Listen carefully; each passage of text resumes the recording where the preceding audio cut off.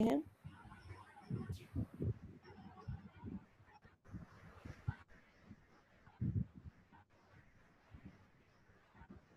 गायत्री मंत्र के साथ क्लास प्रारंभ करते हैं। ओम भूर्भुवः स्वः तत्सवितुर्वरेण्यं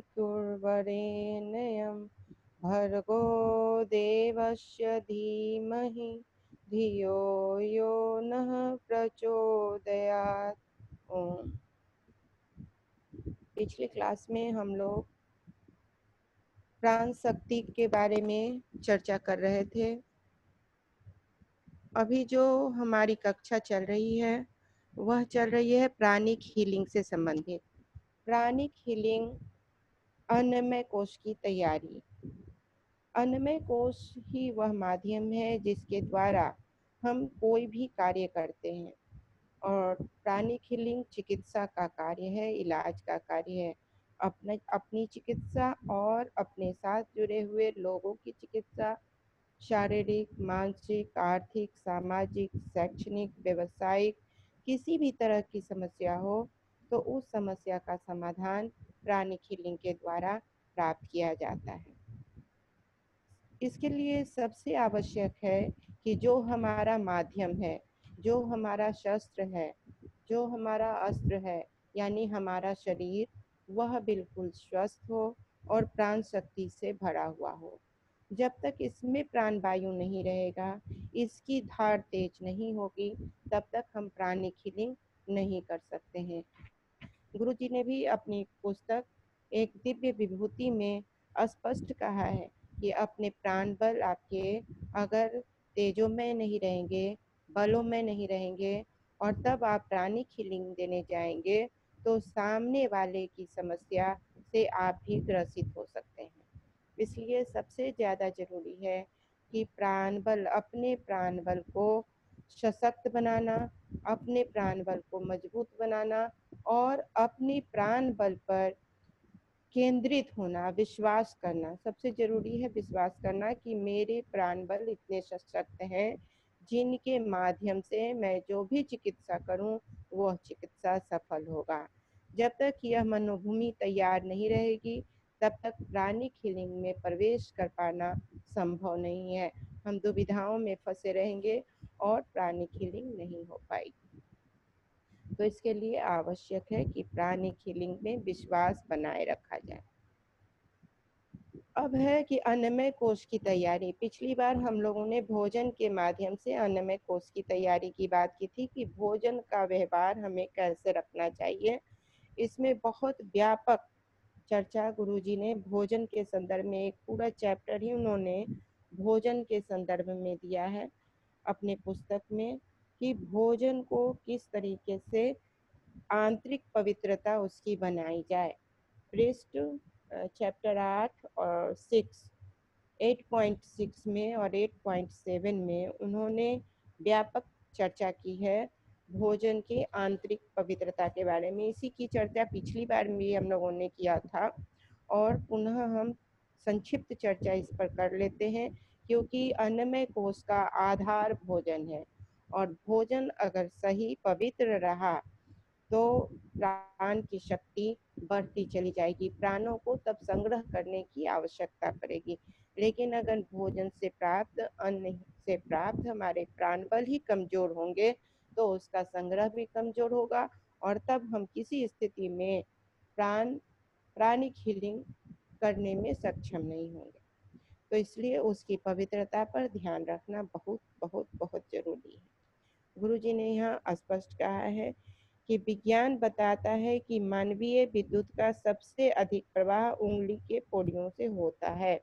जिस भोजन को बनाते समय बार बार हाथ से छुआ गया हो, वहां पर हाथ की स्वच्छता और भोजन की स्वच्छता दोनों का सही होना जरूरी है। यदि वह नहीं हुआ तो अग्नि भोजन के कुछ दोषों को तो दूर कर देगा, लेकिन भोजन से छुए हुए, भोजन को छूने से जो वैयक्तिक विद्युत उस पर गया होगा, जो वैयक्तिक दोष गया होगा, जो भाव विचार के दोष गए होंगे, वह दोष दूर नहीं होगा। तो भोजन की स्वच्छता भोजन किस प्रकार का हो, तो वह बिल्कुल स्वच्छ हो, बनाने वाले की भावनाएं, खाने वाले की भावनाएं सभी उसमें समाहित होती हैं। तो भोजन को जब हम बनाएं, जब भोजन को हम खाएं, तो दोनों ही स्थिति में उसकी शुद्धता और उसकी पवित्रता पर ध्यान रखना जरूरी है। भिन्न भिन्न प्रवृत्ति के लोग भिन्न भिन्न भाव के साथ जाते हैं और भिन्न भिन्न तरीके से भोजन का प्रयोग करते हैं। जो बाजार से अन्न आता है वह भी भिन्न भिन्न भावों से भरा हुआ होता है। यही कारण है कि जब हम होटल में भोजन करते हैं तो हमेशा शारीरिक समस्याओं की का सामना करना पड़ता है। गुरुजी ने लिखा है कि होटलों में खाने वाले व्यक्ति हमेशा पेट की शिकायत करते हैं, कहते रहते हैं होटलों में रोटी कच्ची मिलती है, शाक खराब मिलता है, इसीलिए वह हमें हजम नहीं होती। किंतु वास्तविक कारण दूसरा ही है। होटल वालों की नीयत यह रहती है कि ग्राहक कम भोजन खाए जिससे हमें अधिक लाभ हो। भावनाएं भोजन के साथ पेट में पहुंचती हैं और ऐसी परिस्थिति उत्पन्न करती हैं कि खाने वाले की भूख घट जाए। बाजारों में बिकने वाली मिठाइयाँ या अन्य दूसरी खाद्य वस्तुएं प्रदर्शनार्थ रखी जाती हैं। रास्ता निकालने पर अधिकांश लोगों का मन उन्हें देखकर ललचता है, परंतु वे किसी कारणवश खरीद नहीं सकते। कई बार छोटे बच्चे और गरीब लोग उनकी ओर बड़ी ललचाई हुई दृष्टि से देखते हैं, परंतु वह खरीद नहीं सकते, देखते हुए चले जाते हैं। ऐसे व्यक्तियों की यह बेवशी भरी इच्छाएं उन मिठाइयों आदि में प्रचुर मात्रा में लिपट जाती है और वही भावनाएं जब भोजन के रूप में हमारे अन्नमय शरीर में प्रवेश करती हैं तो वह हमें बीमार कर देती हैं, हमें कष्ट पहुंचाती हैं। इसलिए बाजार का जब हम भोजन कर रहे हों, भोजन को हम जब लाएं तो उसका शोधन आवश्यक है और उसके शोधन के लिए बस वही एक उपाय है कि हम अपने भावनाओं से विचार करें कि यह भोजन जो हम प्राप्त कर रहे हैं, जो हम ग्रहण कर रहे हैं, वह हमारे अनुकूल है, हमारे प्राण शक्ति के अनुकूल है और इसकी सारी नकारात्मकता नष्ट हो गई है। और इसके लिए भोजन पर हम 3 बार, कम से कम 3 बार गायत्री मंत्र का जप कर ले। इसीलिए भोजन से पूर्व का विधान गुरुजी ने बनाया है कि आप गायत्री मंत्र जप कर कर भोजन ग्रहण करें। यहाँ पर यह विधान भोजन के शुद्धता के लिए ही बनाया गया है। तो भोजन की शुद्धता बहुत जरूरी है। और अब हम उससे आगे बढ़ते हैं। गुरुजी ये भौतिक शरीर पर, अपने शरीर पर, अन्नमय कोश पर, गुरुजी ने अपनी पुस्तक में लिखा है कि अपने अंगों के द्वारा ही हम ब्रह्मांड से लगातार प्राण ग्रहण करते रहते हैं। योगियों के अनुसार अंग 4 हैं जिससे कि हम प्राण शक्ति को ग्रहण करते हैं। वह अंग है नाक के भीतर के स्नायुओं का अंतिम भाग, फेफड़ों में वायुकोश, जीभ और त्वचा। ये जो 4 अंग हैं हमारे शरीर के, इन 4 अंगों के माध्यम से हम लगातार ब्रह्मांड से प्राण ऊर्जा को प्राप्त करते रहते हैं, प्राण ऊर्जा को ग्रहण करते रहते हैं। तो वहाँ पे यह ध्यान रखना है कि इस जो हमारा यह गुरु जी कहते हैं कि यह जो आपका काया पिंजर है, जो यह आपका शरीर का पिंजरा है, उस पिंजरे में 3 तरह के शरीर हैं, स्थूल, सूक्ष्म और कारण। इन तीनों शरीरों की दशाएं इन प्राणवायु को ग्रहण करने से स्थिर होती है। यहाँ पर लिखा है गुरु जी ने कि पंच तत्वों से बनी यह काया विश्व ब्रह्मांड का सबसे विलक्षण शक्तिशाली पावर हाउस है। वैज्ञानिक मनीषी आइंस्टाइन ने अपने शक्ति सिद्धांत EMC एक्वेयर के प्रतिपादन में बताया है कि पदार्थ के एक परमाणु में कुल 3,50,000 कैलोरी ऊर्जा उत्पन्न होती है। फिर मनुष्य का शरीर तो विश्व ब्रह्मांड में पाए जाने वाले समस्त स्थूल, सूक्ष्म एवं अदृश्य कणों के समुच्चय में विनिर्मित होता है। यानी इतना ज्यादा आपके स्थूल काया में प्रत्यक्ष रूप से इतनी सारी शक्तियां भरी हुई होती हैं। बस इन शक्ति पुंजों को जागृत करना है, इन शक्ति पुंजों को एक्टिवेट कर लेना है। और एक्टिवेट करने के ये 4 अंग हैं। नाक के भीतर स्नायु का अंतिम भाग, नाक के भीतर जहाँ से हम सांस ग्रहण करते हैं, फेफड़ों में वायु कोश, जीभ और त्वचा, इनके द्वारा हम प्राण वायु को ब्रह्मांड से लगातार लेते हैं। तो इन पर हमको विशेष ध्यान देने की जरूरत है। पाश्चात्य दर्शन के अनुसार त्वचा से हम लगातार प्राण को खींचते हैं। योगियों के अनुसार योग से हम इस प्राण शक्ति का आकर्षण, पाचन और नियमन अधिक सुगमता से और अधिक मात्रा में कर सकते हैं। त्वचा के छिद्र प्राण शक्ति को पाने एवं अपशिष्ट वस्तुओं को शरीर से निकालने में महत्वपूर्ण कार्य करते हैं। इसीलिए त्वचा को खुले धूप में खुले रखने से हम अधिक प्राण पाते हैं। यहीं पर पंच तत्वों से प्राण को पाने की बात होती है। जो हमारा शरीर पंच तत्वों से बना हुआ है, उन पंच तत्वों से हम प्राण शक्ति को पा सकते हैं। और उन्हीं पंच तत्वों से किस तरीके से पाना है, इस पर गुरु जी ने लिखा है। गुरु जी ने कि प्राण शक्ति के आकर्षण की अवधारणा,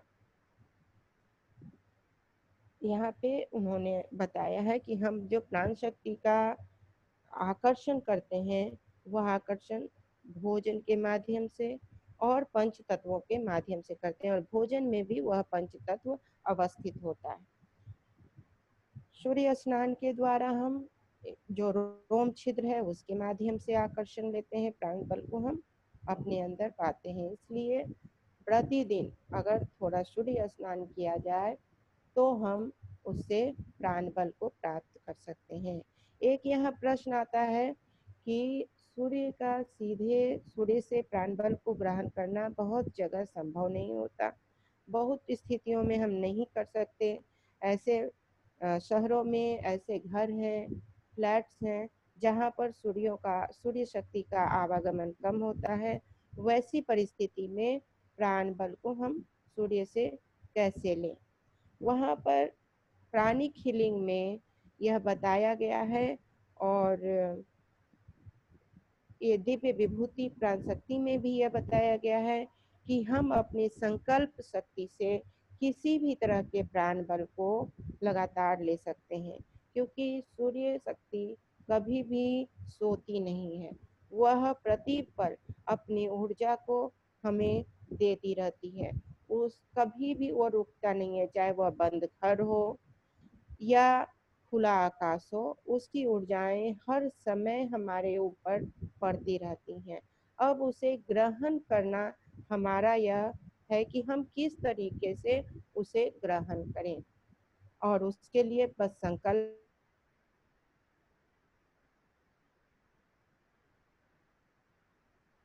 और अपने इस सूक्ष्म शरीर, इस अपने भौतिक शरीर का यानी अन्नमय कोश को ध्यान करें, अन्नमय कोश का अवलोकन करें। और यह ध्यान करें कि सूर्य से आ रही शक्ति, कहीं भी बैठे हो आप, घर में बैठे हैं, बगीचे में बैठे, कहीं बैठे हैं, अगर सीधा सूर्य लेने की स्थिति संभव नहीं हो तो आप घर में भी बैठकर और आंखें बंद कर कर सूर्य शक्ति के आने की कल्पना कर अपने अन्नमय कोश को ध्यान कर सकते हैं। और अन्नमय कोश के प्रत्येक अंग को देखते हुए उस पे सूर्य शक्ति का ध्यान करेंगे तो वहाँ का प्राण बल बढ़ता चला जाएगा। अन्नमय कोश के प्रत्येक अंग में, रोम में, त्वचा के रोम रोम में, सारे ब्रह्मरंध्रों में प्राण शक्ति को खींचने की क्षमता होती है। और वह कहीं से भी इस प्राण शक्ति को खींच सकता है। सूर्य से भी वह किसी स्थान पर बैठकर खींच सकता है। तो इसलिए कोशिश रहेगी कि अगर सूर्य के स्नान का सीधा हमें प्रत्यक्ष कहीं मौका मिले तो वो करेंगे। लेकिन अगर प्रत्यक्ष मौका ना मिले तो भी हम अन्नमय कोश को उसके माध्यम से अन्नमय कोश में प्राण बल को बढ़ाते रहना है। ध्यान रखना है कि प्राणिक हीलिंग प्राण बल पर ही निर्भर करता है। और प्राण बल को प्रतिपल बढ़ाते रहना और उस प्राण बल पर विश्वास करना ही प्राणिक हीलिंग की शक्ति है। इसके अभाव में किसी भी परिस्थिति में हम प्राणिक हीलिंग नहीं कर सकते। इसलिए अति आवश्यक है कि प्राणिक हीलिंग करें। तो ये हुआ आपके त्वचा के माध्यम से लेना। यहाँ पर गुरुजी ने बताया है कि प्राण शक्ति को जो हम इन 4 अंगों से लेते हैं, उन्हीं 4 अंगों से इसमें प्राण शक्ति का पाचन होता है और प्राण शक्ति का निर्माण होता है। जीभ के द्वारा हम जो कुछ भी अन्न को ग्रहण करते हैं, तो वह जीभ पर ही उसके प्राण बल स्थापित हो जाती है। जब हमारे शरीर में जीभ से गुजर कर जब अन्न हमारे शरीर के अंदर प्रवेश कर जाता है, तब वहां से प्राण शक्ति नहीं मिलता है। गुरुजी ने लिखा है कि इसीलिए योगी भोजन को तब तक चबाते हैं जब तक उसका स्वाद समाप्त नहीं हो जाता। अन्न के सारे प्राण जीभ द्वारा सोखे जाते हैं। इसके बाद यह प्राण भोजन का कोई भी पाचन अंग ग्रहण नहीं कर सकता। थकावट और सुस्ती होते पर कुछ खाने से वह तुरंत दूर हो जाती है। इसका कारण जीभ द्वारा उस अन्न के प्राण को ग्रहण करना ही। अन्न का पाचन तो अनेक घंटों के बाद होता है, तब वह मात्र अंगों के पोषण देता है, प्राण नहीं देता। यह पाचन उन अंगों के 70% प्राण शक्ति को खर्च कर देता है। प्राण की प्राप्ति इन अंगों पेट, आंत, लीवर इत्यादि से नहीं होती है। होम्योपैथिक पद्धति इसका ज्वलंत उदाहरण है, जिसमें दवा की सूक्ष्म मात्रा को जीभ पर रखना भर होता है। इसलिए आप देखिएगा हमारे प्राणिक हीलिंग सिस्टम में जो रेकी का सिस्टम है, रेकी में जो 24 पॉइंट दिया रहता है, उसमें ज़्यादातर पॉइंट जो है हमारे शारीरिक वैसे ऊर्जा केंद्र का दिया हुआ है जिस ऊर्जा केंद्र से ऊर्जा का अवशोषण नहीं होता है।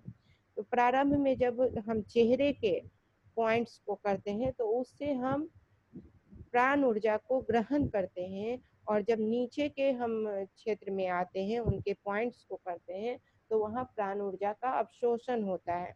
लेकिन जब हम वहाँ पर भाव को भर देते हैं, तब क्या होता है, जब हम अपने विचारों को भर देते हैं, तो वहाँ प्राण ऊर्जा क्या होता है, संग्रहित होता जाता है।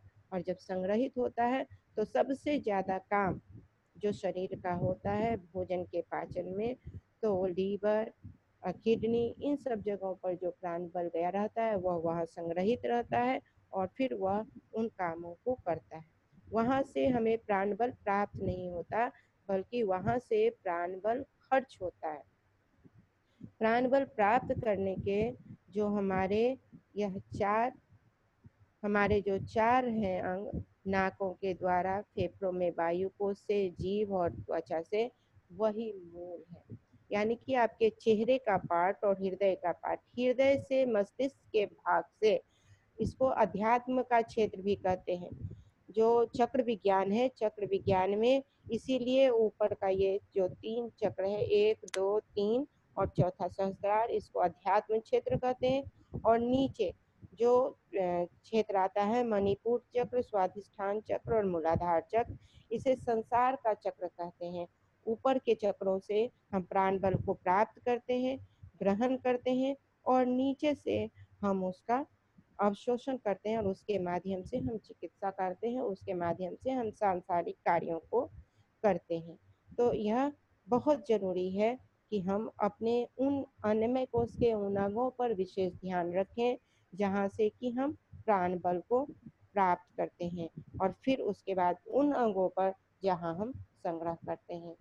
और संग्रह करने का पहले ही बताया गया कि त्वचा के रोम रोम से हम ग्रहण करते हैं। त्वचा भी महत्वपूर्ण है, और उससे रोम रोम से ग्रहण करते हैं, और फिर हर एक शरीर के हर एक अंग पर जाकर उसका संग्रह करते हैं। तो उसे भोजन के माध्यम से भी लें, तो हमें ध्यान रहे कि जीभ पर ही पाचन समाप्त हो जाता है, जीभ पर ही प्राण शक्ति मिल जाती है, अंदर जाके सिर्फ अपशिष्ट पदार्थ का पाचन होता है। इसलिए जीभ पर भोजन जब करना है, एक तो शुद्धिकरण भोजन का, और जब ग्रहण करें तो जीभ पर इतना चबा लें कि उसका स्वाद वहीं पर समाप्त हो जाए। स्वाद की समाप्ति का मतलब है कि पूरी प्राण शक्ति को आपने ग्रहण कर लिया, पूरे प्राण बल को आपने अवशोषित कर लिया, और अब वह जब अंदर जाएगा तो वह संग्रहित होगा, और तब उससे हम प्राणिक हीलिंग आसानी से कर सकते हैं। अब यह है कि इस अन्नमय कोश में प्राण बल का किस तरीके से, एक और चीज इसमें यहाँ कठोपनिषद में लिखा हुआ है कि हमारे 11 द्वार हैं, शरीर के 11 द्वार हैं, अन्नमय कोश में 11 द्वार हैं। 2 नेत्र, 2 कान, 2 नाक, नाक के दोनों छिद्र, मुख, नाभि, गुद्दा, जनेंद्रिय और ब्रह्मरंध्र, ये 11 छिद्र हैं हमारे शरीर के। और ये 11 छिद्रों में से चैतन्य शक्ति यानी कि प्राण बल का आवागमन होता रहता है, आना और जाना होता रहता है। ऊपरी भाग से प्राण बल का आगमन और निचले भाग से प्राण बल का निष्कासन होता है। प्राण बल का मतलब अवशिष्ट चीजों का निष्कासन होता है। 2 नेत्र से भी हम प्राण बल ग्रहण करते हैं, 2 कान से भी हम प्राण बल ग्रहण करते हैं, दोनों नाक के छिद्रों से प्राण बल लेते हैं, मुख से प्राण बल लेते हैं, नाभि से प्राण बल लेते हैं, यहाँ तक हम प्राण बल लेते हैं। और गुद्दा से, जनेंद्रिय से प्राण बल का छोड़न होता है, और ब्रह्मरंध्र से दोनों चीजें होती हैं, प्राण बल का लेना भी होता है और प्राण बल का छोड़ना भी होता है। यानी प्राण बल को, प्राण शक्ति को बढ़ाने का सारा माध्यम हमारा शरीर यानी हमारा अन्नमय कोश है। हम जितना ज्यादा अपने अन्नमय कोश के शोधन पर ध्यान देंगे, अन्नमय कोश में जो हम तत्व को ग्रहण कर रहे हैं उन तत्वों को सही स्वरूप में ग्रहण करने पर ध्यान देंगे, तो हमारा अन्नमय कोश मजबूत होता चला जाएगा। अब जो यह मुख से तो भोजन की बात हुई, दोनों नेत्र, दोनों कान, दोनों नाक, नाभि और ब्रह्मरंध्र, इससे हम वायु के माध्यम से, पंच तत्वों के माध्यम से, सूर्य ऊर्जा के माध्यम से, वायु के माध्यम से, अग्नि के माध्यम से, इन माध्यमों से हम प्राण बल को ग्रहण करते हैं। ध्यान हमको रखना है कि जब हम इन अंगों के माध्यम से प्राण बल को ग्रहण कर रहे हैं तो हमारा ध्यान, हमारी सक्रियता इन अंगों पर बने। इन अंगों के माध्यम से प्राण बल को ग्रहण करने का स्वरूप जो है, हमेशा हम इन अंगों पर ध्यान रखें, इन अंगों के स्वस्थ होने पर हम ध्यान रखें।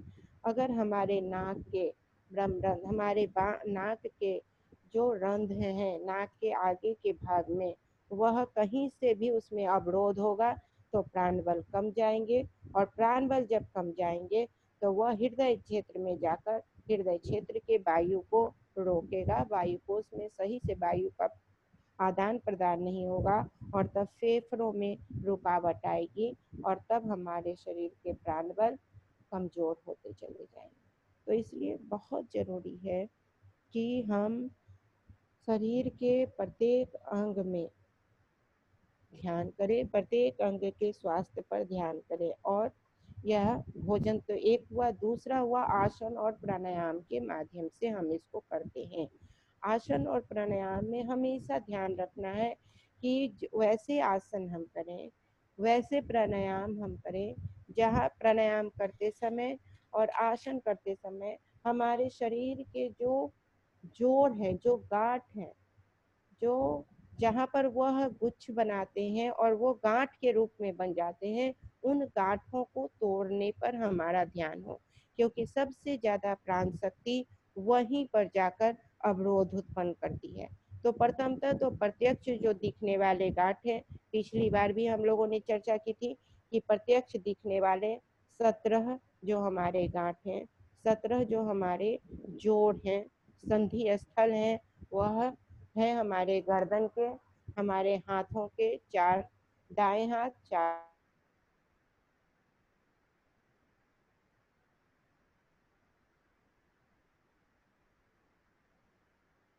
इन 17 के जो योगाभ्यास हैं, जो कि हमारे प्रज्ञा योग के माध्यम से बताया जाता है। और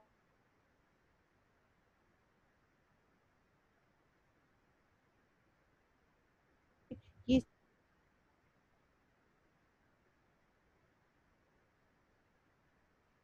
अति आवश्यक है।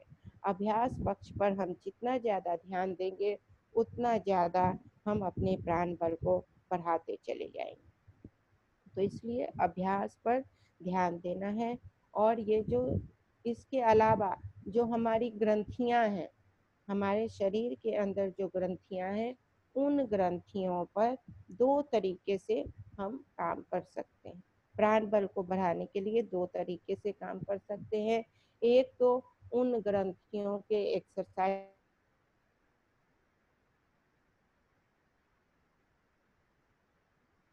ध्यान भी प्राणायाम के माध्यम से। प्राणायाम क्या है, यह हमको समझना है कि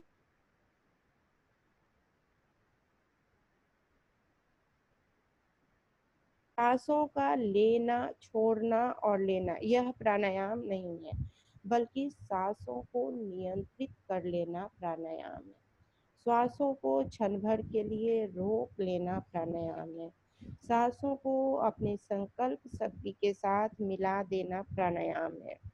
तो प्राणायाम को करते समय आपको बराबर ध्यान रखना है कि आप अपने संकल्प शक्ति के साथ उस सांसों को अपने उन गांठों पर, उन ग्रंथियों पर, उन अंगों पर क्षण भर के लिए रोकें और उस प्राण शक्ति के माध्यम से, उस वायु के माध्यम से, श्वास शक्ति के माध्यम से वहाँ की ग्रंथियों को टूटते हुए देखें। उन ग्रंथियों को बिल्कुल आर पार होते हुए देखें कि वहां से वायु आ रही है और जा रही है। अन्नमय कोश की सबसे ज्यादा मजबूती उसी पर निर्भर करती है और वह भोजन की शुद्धता से हम प्राण शक्ति को प्राप्त करते हैं और शरीर के अंदर जो प्राण शक्ति मिल जाती है उसका उपयोग, उसका संग्रहण और वायु अबाध रूप से बाहर निकल सके, हमारे कामों में लग सके, उसका प्रवाह निरंतर हो, उसके लिए यह आवश्यक है कि हमारे जो संधि स्थल है उस संधि स्थल से सीधा वायु का, सीधे प्राण बल का आवागमन एकदम बिना किसी रुकावट के हो। और वह हम ध्यान के माध्यम से कर सकते हैं। बिना ध्यान के प्राणिक हीलर नहीं बना जा सकता है। अगर हमको प्राणिक हीलर बनना है, अगर हमको प्राण शक्ति से चिकित्सक बनना है, तो उसमें हमको अपने अन्नमय कोश के अवरोधों को दूर करना पड़ेगा। क्योंकि जब हम हीलिंग करते हैं तो हाथों के माध्यम से करते हैं और ये जो हाथों का पोर होता है, इस पोर से वहाँ ऊर्जा जाती है और ये ऊर्जा जब इस पोर से जाती है तो ये संपूर्ण शरीर से ऊर्जा खींच कर यहाँ से निकाल कर देती है। आपके प्राण वायु से वहाँ ऊर्जा जाती है। निश्चित उसमें एक और तरीका है कि हम गुरु के माध्यम से अपने आप को जोड़ लेते हैं और तब जाती है। लेकिन गुरु का प्रवाह, गुरु के शक्ति का प्रवाह भी हमारे अन्नमय शरीर में होता है और फिर उस अन्नमय शरीर से जो ऊर्जा का प्रवाह हमारे हाथों के पोरों से निकलता है, उससे वहाँ इलाज होता है जो हम दूसरे की चिकित्सा करते हैं। तो अगर कहीं अवरोध हुआ, अगर इस जोड़ पर अवरोध हुआ, इस जोड़ पे अवरोध हुआ, तो यहाँ तक ही आकर ऊर्जा रुक जाएगी, इससे ऊपर आगे बढ़ेगी ही नहीं और जब बढ़ेगी नहीं तो प्राण शक्ति जाएगी। तो इसलिए सबसे जरूरी है कि हमारे शरीर के, अन्नमय शरीर के सारे अवरोध दूर रहें और वह अन्नमय कोश के साधना से ही संभव है, यानी कि आसन, प्राणायाम, इसके माध्यम से ही संभव है। प्राणायाम को हम दोनों जगह ध्यान देते हैं, दोनों जगह रखते हैं, अन्नमय कोश में भी और प्राणमय कोश में भी। अन्नमय कोश में प्राणों के माध्यम से हम करते क्या है, अपने अन्नमय कोश के जो अवरोध हैं उसको दूर करते हैं। नाकों के माध्यम से जो पहला हुआ, त्वचा के माध्यम से हमने ग्रहण किया, जीभ के माध्यम से, भोजन के माध्यम से हमने ग्रहण किया, प्राण बल को लिया। तीसरा नाकों के द्वारा प्राणायाम ध्यान करके नाकों से सांस लेके और सारे अवरोधों पे ले गए। और अब चौथा जो है वह हृदय क्षेत्र है। जो गुरु जी ने चार जो बताए हैं हमारे, नाक के भीतर का स्नायु, नाक के श्वासों के माध्यम से वायु शक्ति से हम लेते रहते हैं और फिर जीभ, भोजन के द्वारा जीभ से हम तत्व को ग्रहण करते हैं, प्राण को। त्वचा ब्रह्म रंध्र से हम जो ब्रह्मांड की शक्ति है, जो सूर्य ऊर्जा है और जो अन्य तत्वों की है ऊर्जा, उसको लेते हैं। और फिर है एक हमारा अंतिम फेफड़ा, फेफड़ा का वायु कोश। तो फेफड़ा में 101 नाड़ियां हैं। कठोपनिषद बल्ली 3 श्लोक नंबर 16, उसमें बताया गया है कि हृदय में 101 नाड़ियां हैं और उन 101 नाड़ियों में एक ही नाड़ी ऐसा महत्वपूर्ण है जिसके माध्यम से, जिसका भेदन कर कर हम प्राण ऊर्जा को ताकतवर बना सकते हैं और प्राण ऊर्जा को ऊर्ध्व गमन, ऊपर की ओर गमन करवा सकते हैं। और वह एक जो है वह मूर्धा है, तालु के जगह का स्थान है, मूर्धा स्थान। जो खेचरी मुद्रा जो हम लगाते हैं उसी के माध्यम से हम उस जगह को, उस एक नारी को जागृत करते हैं। तो जैसा कि बाबूजी भी बार बार बताते हैं कि खेचरी मुद्रा करने का मतलब यह नहीं है कि आप जीभ को वहां ले जाकर ही सटाए, वो तो करना है भौतिक रूप से, लेकिन हम अपने विचार से, अपने संकल्प शक्ति से भी उस एक नारी को, हम उस एक नारी को जागृत कर सकते हैं। हम ध्यान के माध्यम से भी उस एक नारी को जागृत कर सकते हैं। अन्य जो अपशिष्ट नाड़ियां होती हैं वह प्राणोत्सर्ग यानी कि आपके प्राणों से काम लेने का कार्य करती हैं। हृदय के 101 नाड़ियों में एक नाड़ी आपकी प्राण शक्ति को बढ़ाती है और 100 नाड़ियां क्या करती हैं, वह प्राण ऊर्जा को, शरीर में जो नाड़ी तंत्र है, जो शरीर में रक्त का परिभ्रमण है, जो वायु का, ऑक्सीजन का परिभ्रमण है, उसके काम को वह करती हैं। और सिर्फ एक है, उस पर हमको बहुत ध्यान देना है कि जब हम अन्नमय कोश की साधना कर रहे हों तो हम क्षण भर का खिचड़ी मुद्रा लगाकर उस एक हृदय कोश के, उस एक नाड़ी को जागृत कर लें।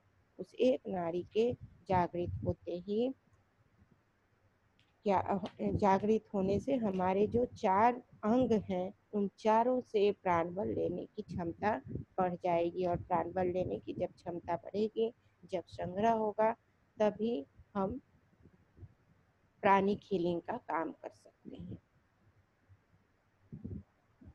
जो मैंने कहा कि ग्रंथियों पर या जोड़ों पर, संग्रहों पर जो अवरोध है, वहां पर कैसे, किस प्रकार से बोलना तो बहुत आसान है कि प्राण में का मतलब प्राण, प्राणायाम का मतलब प्राणों को रोक लेना है। प्राणायाम का मतलब सीधे सांसों का लेना और छोड़ना नहीं है। ये सारी बातें सैद्धांतिक है, लेकिन करें कैसे। आप लोग गाड़ी चलाते होंगे, सभी लोगों ने गाड़ी को चलाते हुए देखा होगा। गाड़ी चलाते समय वहां पर गियर का उपयोग देखा होगा। बिना गियर चेंज किए हुए कोई गाड़ी नहीं चल सकती। बीच बीच में गाड़ी चलाने के लिए गियर को बदलना पड़ता है। गियर को बदलने में करना क्या पड़ता है, एक गियर से जब दूसरे गियर में हम जाते हैं, जब बदलते हैं, तो वहां पर न्यूट्रल में जाना पड़ता है। जब न्यूट्रल में जाते हैं और फिर हम गियर बदलते हैं तो हमारा गाड़ी बिल्कुल सही ढंग से, सुचारू रूप से संचालित होता है, आगे बढ़ता है। और इसमें सेकंड भर का राह से पर चलते रहे, 4 लेन पर चलते रहे और गियर बदलना हो तो देखिएगा कि सेकंड में न्यूट्रल में आए और न्यूट्रल से तुरंत हम दूसरे गियर में चले जाते हैं। तो हमें, हमारा भी जो शरीर है वह एक यंत्र है और हमें अपने इस यंत्र में भी हमेशा गियर को बदलने का प्रैक्टिस करना है। यानी जब हमारा गियर बदलने लगे तो हम न्यूट्रल में आए और तब हमारा गियर बदले। न्यूट्रल में आने का अभ्यास जब आप कर लेंगे तो आपका प्राण बल लगातार बढ़ता चला जाएगा। और अब न्यूट्रल में आने की प्रक्रिया क्या है, कोई भी काम आप कर रहे हो, भोजन ग्रहण कर रहे हो, आपने एक भोजन, एक कौर लिया, उसका पाचन किया, दूसरा जब आप ले रहे हैं, दूसरे बार जब भोजन का कौर उठाए, न्यूट्रल में जाइए। यानी सब जो आपने ग्रहण किया है उसके प्राण वायु को क्षण भर के लिए महसूस कर लीजिए कि आपके अन्नमय कोश में वह प्राण शक्ति गई है। इसी तरीके से आप कोई कार्य कर रहे हैं, आप कहीं काम के लिए मैं ऑफिस में हूँ तो संचिका की बात कर लूँ, फाइल की बात कर लूँ। अब आप कोई फाइल कर रहे हैं, 2 फाइल रखा हुआ है, एक फाइल पर आपने काम किया, एक फाइल को हटाने के बाद दूसरे फाइल को जब आप हाथ में पकड़े तो न्यूट्रल में क्षण भर के लिए न्यूट्रल में जाए, यानी क्षण भर के लिए आप अपने शरीर में प्रवेश करें, अपने प्राण वायु को जागृत करें, 3 बार लंबी गहरी सांस ही ले लें और उसके माध्यम से आप न्यूट्रल में जाएं और फिर वापस पुनः आप उस संचिका में जाएं।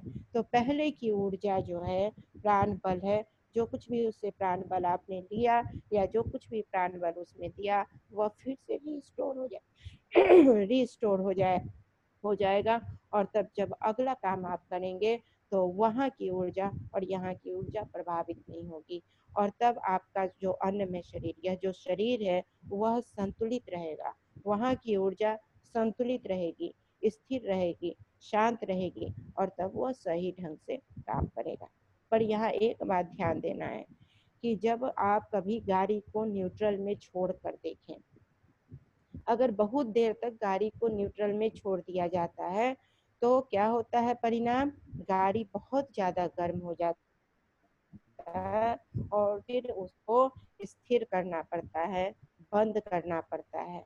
तो हमारे न्यूट्रल में आने की स्थिति ऐसी ना बने, हम न्यूट्रल में आए और तुरंत फिर कार्य में लग जाएं, अस्थायी रूप से न्यूट्रल में न छोड़ें, यानी कि बिल्कुल शरीर की ऊर्जा के साथ आपके क्या हो, संवादहीनता ना बने, उसमें संवाद बनता रहे, उसमें संकल्प शक्ति का प्रवेश होता रहे, उसके साथ बात विचार चलता रहे, उसे छोड़ नहीं देना है। कभी नहीं समझिएगा कि समाधि में न्यूट्रल में जाना समाधि में जाना है, न्यूट्रल में जाना समाधि में जाना नहीं, न्यूट्रल में जाना निष्क्रियता में जाना होता है। यानी कि जब आप न्यूट्रल में अति चले जाते हैं तब वह आपको हानि करती है, आपके शरीर के ताप को बढ़ा देती है और उस ताप को कंट्रोल करना मुश्किल होता है। समाधि स्थिरता है, समाधि शरीर को ठंडक देना है, ताप को बढ़ाना नहीं है। तो न्यूट्रल की जो अवस्था हो, कुंभक की जो अवस्था हो, न्यूट्रल यानी कुंभक, कुंभक की जो अवस्था हो वह अपने शरीर के ध्यान में रख कर करना है, वह आपके शरीर के ताप को ना बढ़ाए। ये ध्यान रखना है कि हमें उतना ही देर कुंभक करना है जितना देर वह हमारे शरीर के ताप को नियंत्रित रखे। लेकिन यह कुंभक हर समय करना है, हर काम में करना है, क्षण भर को सांसों को रोक लेना है। एक काम से दूसरे काम में जब हम प्रवेश करें तो क्षण भर के लिए लंबी गहरी सांस लेकर रोक लें, क्षण भर से ज्यादा की जरूरत नहीं है। जैसे जैसे आपका अभ्यास बढ़ेगा इसकी इसका समय बढ़ेगा और तब आपके प्राण वायु ज्यादा से ज्यादा आपके अंदर रहने लगेंगे। अब हम कुंभक किस स्थान पर करें, यह भी ध्यान रखना है कि हम बेवजह कुंभक ना करें। कुंभक करते समय हम किसी एक अंग को, शरीर के किसी एक अंग पर ध्यान कर लें और उस अंग के प्राण बल पर हम ध्यान करें। यानी अगर मान लीजिए अभी हमको कुंभक करना है तो हम कुंभक किए और हम देख रहे हैं मेरे हृदय पर परेशानी है, तो हम जाकर हृदय पर सांस को रोकें और वहां पर देखें कि श्वेत प्रकाश वहां गई और वहां के सारे अवरोधों को दूर कर दी, समाप्ति। बस इतना करना है। अगर आपके नाकों में प्रॉब्लम है, सर्दी और खांसी की समस्या है, तो आप क्षण भर के लिए अपने कुंभक करें, नाकों के पास सांस को रोक दें, वहां पर ध्यान ले जाए और अपने नाक के अवरोध को श्वेत प्रकाश से दूर होते हुए देखें और समाप्ति। बस ऐसे क्षण क्षण भर का आप कुंभक करते रहे, न्यूट्रल में जाते रहे, लौटते रहे, जाते रहे, लौटते रहे, तो आपकी प्राण शक्ति लगातार लगातार लगातार बढ़ती चली जाएगी। ब्रह्मांड के, पिछली बार भी हम लोगों ने चर्चा की थी कि ब्रह्मांड के कण कण में प्राण ऊर्जा प्रवाहित है, मनुष्य के भी कण कण में प्राण ऊर्जा का विस्तार है। बिना प्राण ऊर्जा के कभी भी मानव शरीर का चलना, ब्रह्मांड के किसी भी व्यक्ति वस्तु परिस्थिति का संचालन असंभव है। तो वह संचालित होता है प्राण ऊर्जा के माध्यम से। बस हमको सिर्फ उसके प्रति जागरूक होना है, उसके प्रति हमको अपनी जागरूकता को बढ़ाना है। जैसे जैसे हम उसके प्रति अपनी जागरूकता को बढ़ाते जाएंगे, हमारा यह शरीर प्राण बल से भरता चला जाएगा, और जैसे जैसे प्राण बल से भरता चला जाएगा, वैसे वैसे हम प्राणी की दिशा में कदम बढ़ाते चले जाएंगे, प्राणिक के रूप में हम कार्य करते चले जाएंगे। प्राण शक्ति का और कोई विज्ञान नहीं है। प्राण शक्ति का यही एक विज्ञान है कि हम अपनी हर एक अभ्यास में प्राण बल को बढ़ाने का कार्य करें, प्राण ऊर्जा को बढ़ाने का कार्य करें। गुरु जी ने भी अपने पुस्तक में इसी बात पर जोर दिया है कि आप अपने संकल्प को हर समय अपने संकल्प को बनाए रखें, संकल्प के साथ जोड़ दें। यहाँ उन्होंने लिखा है चैप्टर 9 में, साधक लोग मंत्रों का जप करके, पुस्तकों का पाठ करके, ध्यान करके, विभिन्न तरह के अनुष्ठान करके, कर्मकांड करके अपने ऊपर अमुक प्रकार के संस्कार जमाते हैं। यह संस्कार जितने मजबूत होते जाते हैं, बाह्य जीवन में वैसी ही परिस्थितियां इकट्ठी होती चली जाती हैं। अपनी जिस दिशा में आप उन्नति करते हैं, संस्कार उसी के तदनुकूल संस्कारों का मनोभूमि पर जमाने का अभ्यास करना चाहिए। बड़े व्यापारी की कोठी में आग लग गई। कर्मचारी भागे हुए आए और उन्होंने व्यापारी को सब हाल सुनाया कि करोड़ों की संपत्ति नष्ट हो गई। अब कारोबार करने के लिए फूटी कौड़ी नहीं बची है। व्यापारी के चेहरे पर इस समाचार से जरा भी उदासी नहीं आई। उसने कहा, तुम समझते हो कि कोठी या संपत्ति के कारण मैं अमीर था, यह तुम्हारी भूल है। मैं धन के कारण नहीं, अपनी आदतों और मानसिक संपदाओं के कारण अमीर हूँ। तुम लोग देखोगे कि कुछ ही दिनों में फिर वैसी ही कोठियां खड़ी हो जाएंगी। व्यापारी का कहना सत्य हुआ। सब कुछ नष्ट हो जाने पर भी उसने प्रयत्न किया और थोड़े ही दिनों में फिर से पहले जैसा अमीर हो गया। लोग बड़ी भूल करते हैं जब वह कहते हैं कि हम परिस्थितियों के गुलाम हैं। वास्तव में हर मनुष्य अपने भाग्य का निर्माण स्वयं करता है। जिसकी जैसी मनोदशा होती है, उसी के तदनुकूल परिस्थितियां प्राप्त होती हैं। यानी आप अपने जैसे संकल्प आप अपने अंदर पैदा करते हैं, जैसे विचारों से आप भोजन करते हैं, जैसे विचारों से आप अपने अन्नमय शरीर का निर्माण करते हैं, जैसे विचारों से आप अपने प्राण में शरीर, अपने मनोमय शरीर, विज्ञान में शरीर का निर्माण करते हैं, वैसे ही साधना आपकी होती है, वैसे ही आपके कार्य होते हैं। आपके शरीर में वैसे ही प्राण बल का संग्रह होता है, और जैसे प्राण बल का संग्रह होता है, वैसे ही प्राण बल आपके कार्य करते हैं। तो प्राण बल का संग्रह अगर सकारात्मक रूप में हुआ है, प्राण बल का संग्रह यदि सही स्वरूप में हुआ है, प्राण बल यदि मजबूत है, तो आप प्राणिक हीलिंग करते समय सहजता से बस सिर्फ आप एक शब्द बोलेंगे कि वह ठीक हो गया है, और निश्चित मानिए कि वह ठीक हो जाता है। वह होना ही है, नहीं होने का कोई सवाल नहीं है। लेकिन बस उसके लिए यही ध्यान रखना है कि हमारी प्राण शक्ति और संकल्प शक्ति दोनों ही बिल्कुल शुद्ध, सात्विक और सुंदर हो। प्राण शक्ति का जो संग्रह होता है, बहुत ध्यान रखना है कि उसका अपव्यय नहीं हो। जितना ज़्यादा कम व्यय उसका हम करेंगे और जितना ज़्यादा उसको हम संग्रह कर कर रखेंगे, उतना ज़्यादा हमारा यह भौतिक शरीर तेजों में रहेगा, बलों में रहेगा, और सब सही समय पर हम अपनी प्राण ऊर्जा से सही काम ले पाएंगे।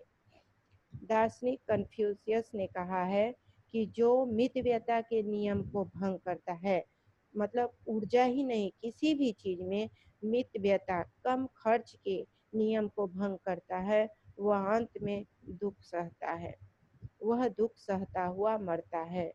उनकी यह उक्ति प्राण शक्ति के अपव्यय के संबंध में भी 16 आने सच उतरती है। यह गुरु जी की किताब है, चैप्टर 10-27 में लिखा हुआ है। ये बातें बताई गई हैं। गुरु जी ने कन्फ्यूशियस के उदाहरण को साथ में रखकर हमें यह बताया है कि हम प्राण ऊर्जा का निरर्थक अपव्यय ना करें।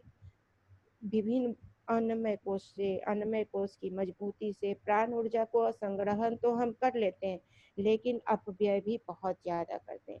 निरर्थक बातों को बोलकर, निरर्थक आलोचना कर कर, निरर्थक आक्रोश क्रोध कर कर, सभी में हमारे प्राणवायु ही खत्म होते हैं। तो ये जो मनोभूमि हम तैयार करते हैं, इससे हमारे प्राण शक्ति का अपव्यय होता है। गुरु जी कहते हैं कि हम अपने ही जीवन सामर्थ्य से खिलवाड़ करते हैं, ऐसा कर कर उसे अनावश्यक रूप से बर्बाद करते हैं, और ऐसी दशा में पग पग पर ठोकर खाने और अशांत असफल रहने का दुष्परिणाम भोगते हैं। तो इसमें आश्चर्य ही क्या है। अपनी प्राण शक्ति को यदि हम मितव्ययता पूर्वक खर्च करें, तो जीवन को लंबा और निरोग बनाने में उसका उपयोग कर सकते हैं, और इस बचत से कुछ महत्वपूर्ण उपार्जन भी कर सकते हैं। प्राण शक्ति का सबसे अधिक अपव्यय अनावश्यक भोजन भार ग्रहण करने से होता है। जो हम अनावश्यक भोजन करते रहते हैं, भोजन के ग्रहण पर ध्यान नहीं देते हैं, वहाँ पर सबसे ज्यादा हमारे प्राण शक्ति का अपव्यय होता है। इतनी मेहनत से हम योगाभ्यास कर कर, आसन और प्राणायाम कर कर, विचारों की शुद्धता कर कर, भावों की शुद्धता कर कर, जो हम प्राण बल को जमा करते हैं, संग्रह करते हैं, और अनावश्यक भोजन कर हम प्राण शक्ति को गंवा देते हैं। अपव्यय हमारा उसमें होने लगता है। शरीर रक्षा के लिए सरल और स्वल्प भोजन की आवश्यकता होती है, किंतु हम दुष्पाच्य रूप में अधिक मात्रा में उसे ग्रहण करते हैं। सोचते हैं कीमती, स्वादिष्ट और अधिक भोजन करने से बलिष्ठ बनेंगे, पर होता ठीक उल्टा है। गरिष्ठ और प्रचुर भोजन जितनी शक्ति उत्पन्न करता है, उससे अधिक ऊर्जा उसके पाचन पर खर्च हो जाती है।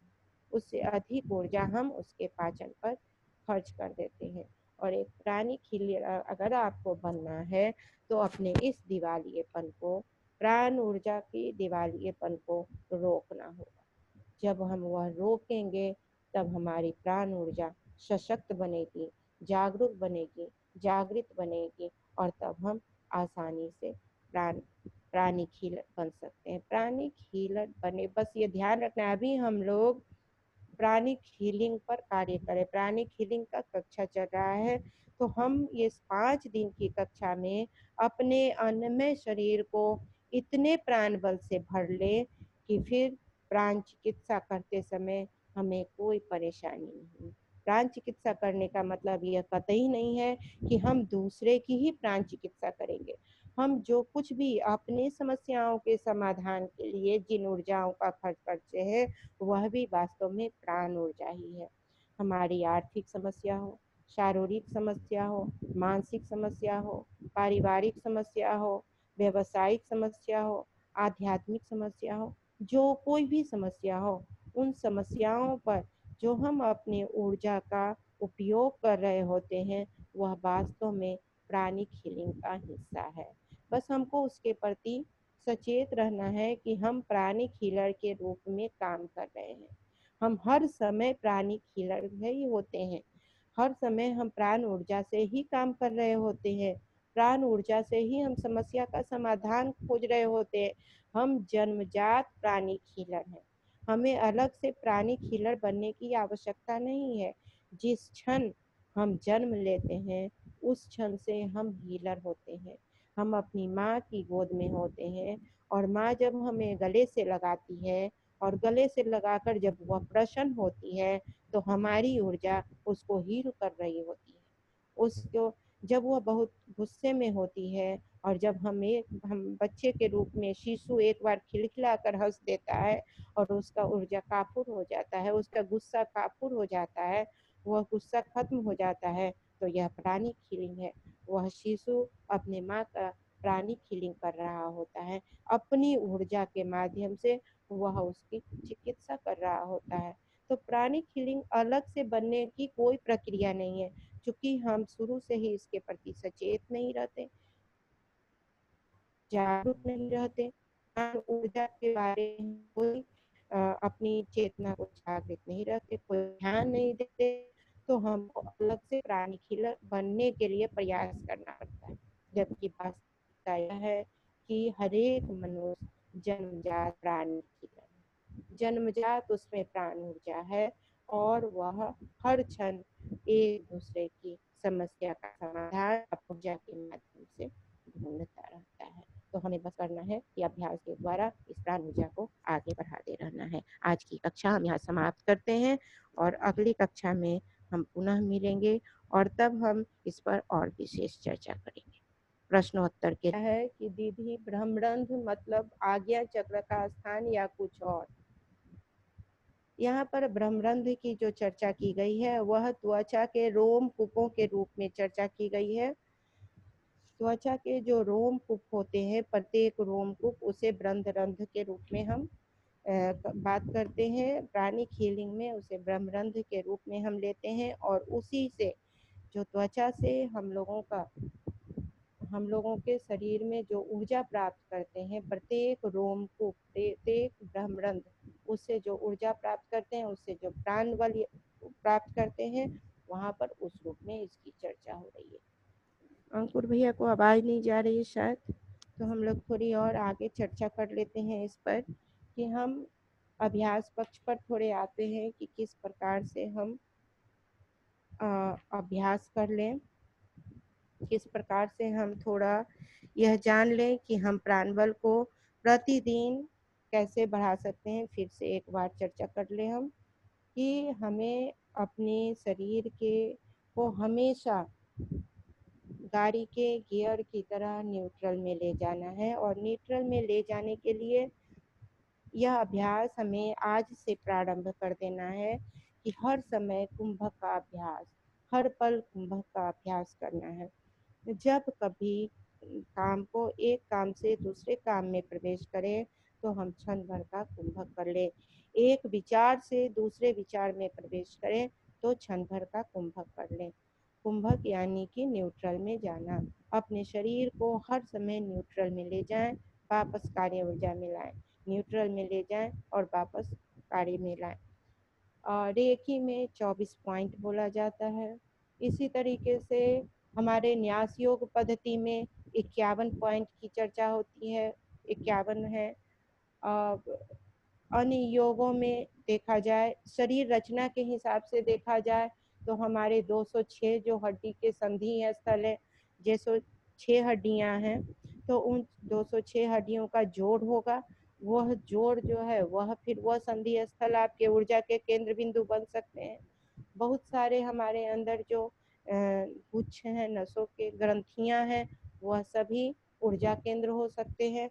वह सभी ऊर्जा केंद्रों पर हमको बराबर ध्यान रखना है, और उन ऊर्जा केंद्रों पर हमें बार बार अपने प्राण बल को बढ़ाना है, उनके वहाँ के ग्रंथियों को, वहाँ के अवरोधों को दूर करना है। उन अवरोधों को जब हम दूर करते चले जाते हैं, तो हमारे शरीर बिल्कुल जागृत होते जाते हैं, हमारे शरीर में प्राण वायु बढ़ते चले जाते हैं, और प्राण वायु जैसे जैसे बढ़ते जाएंगे, वैसे वैसे प्राणिक हीलिंग का काम हमारा बढ़ता चला जाएगा।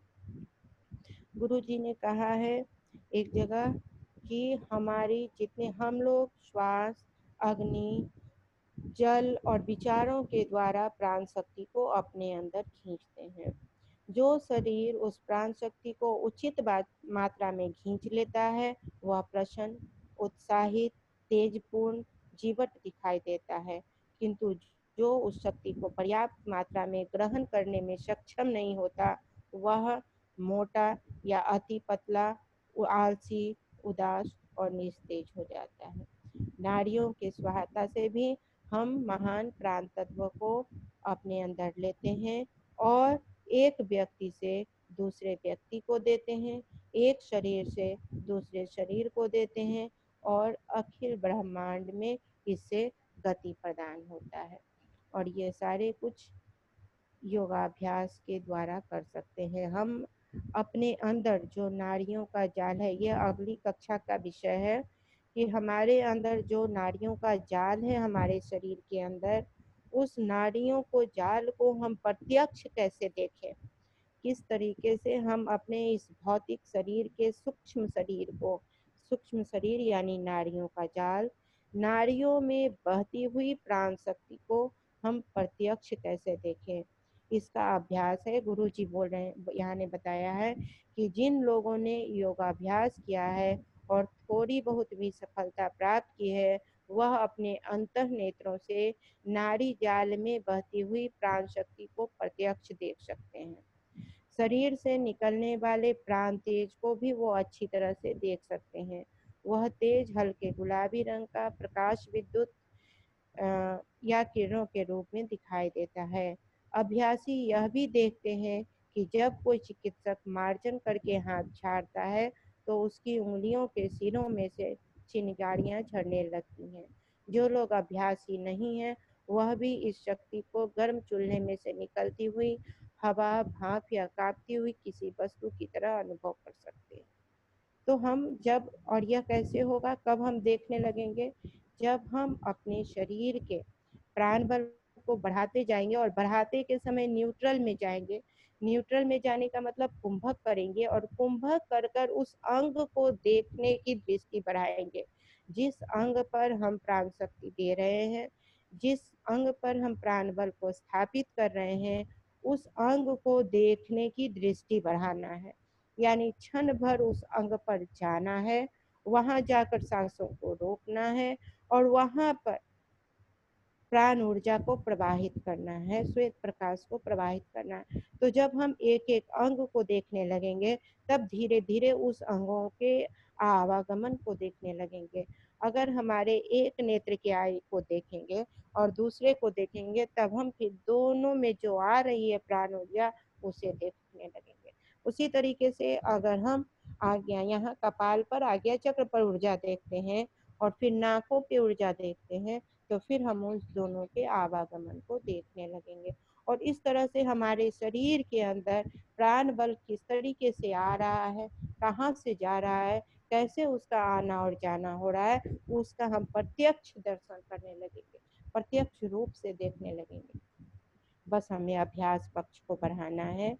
हर समय हर पल हमें अवेयर रहना है और प्राण बल पर ध्यान देना है। ये स्थूल शरीर के अंदर प्रवेश करना है, अन्नमय कोश शरीर के अंदर जाकर अपने हर एक अंग को देखना है। लीवर पर देना है तो लीवर को देखिए और वहां पर देखिए कि आपकी प्राण ऊर्जा जा रही। क्षण भर उस लीवर के पास जाइए, लीवर बिल्कुल स्पष्ट रूप में देखिए और देख कर वहां पर श्वेत प्रकाश का प्रवाह देखिए कि अभी अभी जो आप भोजन खा रहे हैं, तो बड़ी आंत की जो सभी नसें हैं वो कैसे भोजन वहां जाके कैसे पच रहा है, देखने का प्रयास कीजिए। जितना ज्यादा आप अपने प्राण बल को देखते जाएंगे, उतना ज्यादा आपकी प्राण शक्ति बढ़ती चली जाएगी।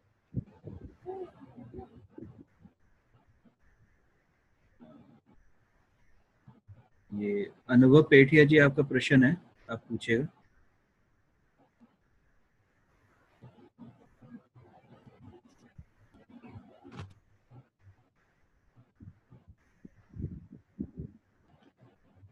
अनुभव पेठिया जी, अलका जी, आप अपना प्रश्न पूछिएगा। हाँ जी, प्रणाम दीदी। प्रणाम दीदी, प्रणाम। हाँ दीदी, मुझे प्रणाम। खेचरी मुद्रा के बारे में मुझे खेचरी मुद्रा के बारे में जानकारी चाहिए, कैसे करनी है और कितने समय तक करनी है, कितनी बार करनी है। जी दीदी, दीदी ये जो अभ्यास पक्ष है, इस पे बाबूजी विशेष रूप से जितने भी आसन और प्राणायाम है, एक तो हम लोगों का जो क्लास होने जा रहा है सितंबर में नवरात्रि में, यहाँ पे इस पे विशेष चर्चा होगी और इस पक्ष पर बाबूजी अलग से जो क्लास लेंगे उसमें पूरी आसन, मुद्राओं, इन सब पर चर्चा करेंगे। तो इस पर विशेष बात होगी कि बाबूजी के द्वारा ही चर्चा हो। हम लोग यहाँ पर जो चर्चा करें उसमें प्राणिक हीलिंग के बारे में बात करें। और संक्षिप्त में मैं खेचरी मुद्रा के बारे में बता दूं, बाबूजी भी चर्चा बार बार करते हैं। खेचरी मुद्रा दो तरह से होता है। एक तो योगाभ्यास का है, जो जीव को पलट कर और तालु के आगे अंदर ब्रह्मरंध्र, जहाँ एक हल्की आपको एक छोटा सा वहां पर तिल्ली की तरह झूलता हुआ चीज दिखाई देगा, वहां जाकर सटाना है। और वहां जितनी देर आप समय की जो होती है 1 मिनट 2 मिनट, जितने देर आप संभव हो सके उसे वहां धीरे धीरे प्रयास करें, क्योंकि इतनी आसान नहीं है, जीव इतने लंबे हमारे नहीं होते हैं वहां सहजता में पहुंच जाए। तो धीरे धीरे अभ्यास करते करते वो वहां पहुंचता है। तो वो धीरे धीरे अभ्यास करेंगे, सेकंड, 1 सेकंड, 2 सेकंड, 5 सेकंड, और फिर मिनटों में जाके 3 मिनटों तक हम ले जाते हैं। और दूसरा होता है हमारा ध्यान पद्धति है। सहस्त्रार से ऊर्जा को हम खींचकर उस स्थान पर ले जाते हैं, और वहां पर ले जाकर खेचरी मुद्रा के स्थान पर ले जाकर हम वहां अपनी पूरी प्राण ऊर्जा को, पूरे प्राण बल को वहीं पर केंद्रित कर देते हैं। और केंद्रित करने के बाद वहां पर देखते हैं कि वहां एक रस का बहुत खूबसूरत स्राव हो रहा है। अमृत रस, मीठा धारा, मीठे जल की धारा वहां से प्रवाहित हो रही है, और फिर उसका हम रसपान करते हैं, यानी उसको हम ग्रहण करते हैं, और धीरे धीरे वो संपूर्ण शरीर में फैलता चला जाता है। तो इस तरीके से, दो तरीके से हम खेचरी मुद्रा का लाभ उठाते हैं। धन्यवाद दीदी। कुछ प्रश्न यहाँ पर आए हुए हैं लिखित रूप में कि सुबह जल्दी उठने के प्रयास के लिए किस अंग पर कुंभक करना चाहिए, और खाने पर कंट्रोल के लिए जीभ पर कुंभक करना होगा क्या? हाँ, हम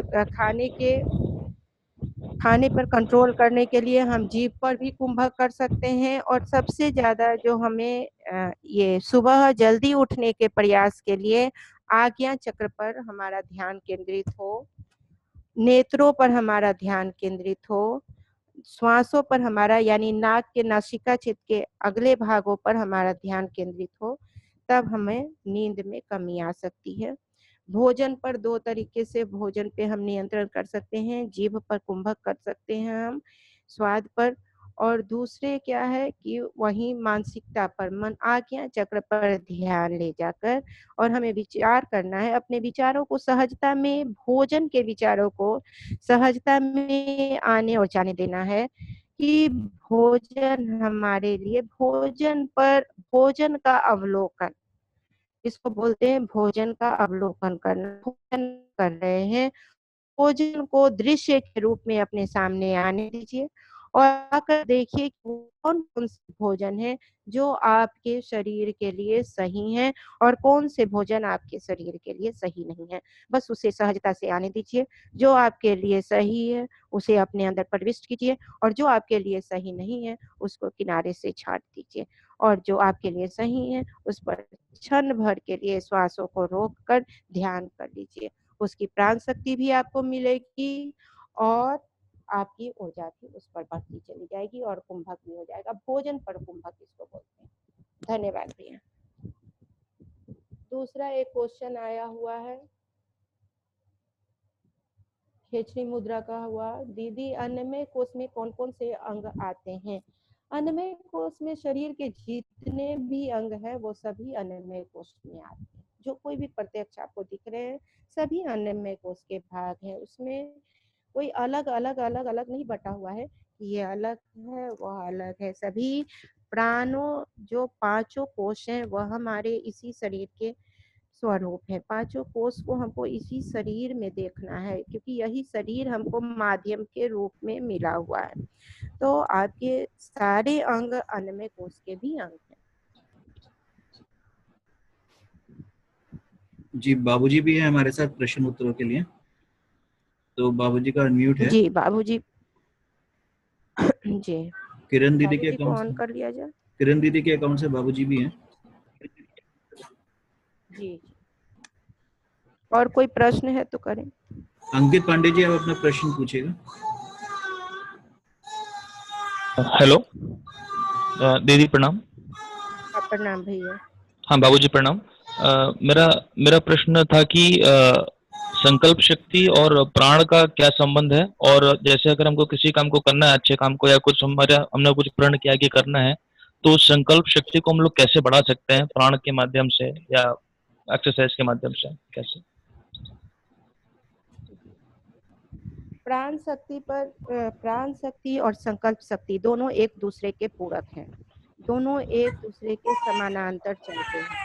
एक के बिना दूसरे का कोई अस्तित्व नहीं है, क्योंकि जब तक हमारे प्राण शक्ति में संकल्प शक्ति का प्रवेश नहीं होगा, प्राण शक्ति सही रूप में कार्य नहीं करेगा।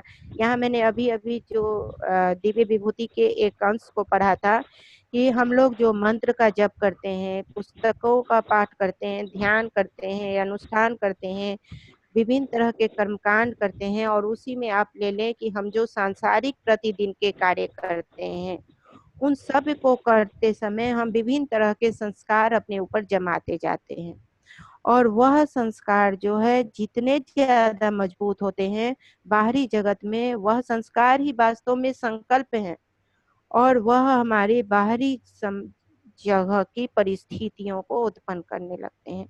अब जैसे मान लीजिए कि एक इंजीनियर है, पुल बनाने के लिए जा रहा है। पुल बनाने से पहले अगर उसने अपने मन में विचार किया कि यह पुल सही ढंग से नहीं बनेगा, यह उसका संकल्प बन गया। अब वह तमाम सारी ऊर्जाओं को लगाकर भी पुल को वो बनाता है, बहुत मजबूत, बहुत ताकतवर, लेकिन उसकी संकल्प शक्ति वहां पर स्पष्ट रूप से लगातार काम कर रही है कि यह पुल अच्छा नहीं बनेगा, यह पुल कमजोर बनेगा, तो वह पुल ध्वस्त होना है और होगा, निश्चित होगा, क्योंकि वह उसके प्राण ऊर्जा के साथ साथ काम कर रही होती है। इसलिए हम जब कभी कोई कार्य करें तो उस कार्य के सकारात्मकता को ध्यान में लेकर करें, उसके सकारात्मक पक्ष को लेकर काम में करें। यहाँ पर चिकित्सा, प्राण चिकित्सा में है, जब हम प्राणिक हीलिंग दे रहे होते हैं तो हम संकल्प यह नहीं लेते हैं कि उसका रोग ठीक हो गया है। रोग शब्द का इस्तेमाल हम नहीं करते हैं, बल्कि हम कहते हैं वह स्वस्थ हो गया है। यह संकल्प जब हम बोलते हैं कि स्वस्थ हो गया है, तब उसके विशेष रोग पर हमारा ध्यान नहीं रहता, हमारी उसके प्राण ऊर्जा पर रहती है, और ध्यान हमारा उनके प्राण ऊर्जा पर है। प्राण ऊर्जा के प्रत्येक कण कण को हम ठीक करते हैं, और तब उसके सिर्फ शारीरिक नहीं, अगर मानसिक समस्या है, आर्थिक समस्या है, जिन किसी समस्याओं के कारण वहाँ अवरोध उत्पन्न हुआ है, वह समस्या हील होती है, वह समस्या दूर होती है, और तब वह स्वस्थ हो जाता है, शांत हो जाता है, स्थिर हो जाता है। तो हमको काम जड़ में जाकर करना है, और वही हमारी संकल्प शक्ति होती है। और जो संकल्प, जिस काम को देकर हम ऊर्जा को भेजते हैं काम करने के लिए, जिस संकल्प को देकर हम ऊर्जा को काम करने के लिए भेजते हैं, वह ऊर्जा ही कार्य करती है। जी भैया। अंकित भैया और कुछ? और कोई प्रश्न तो नहीं है दीदी अभी में? बाबूजी आप अनम्यूट हैं, आप कुछ इसमें जो प्लीज अपना ज्ञान जोड़िएगा।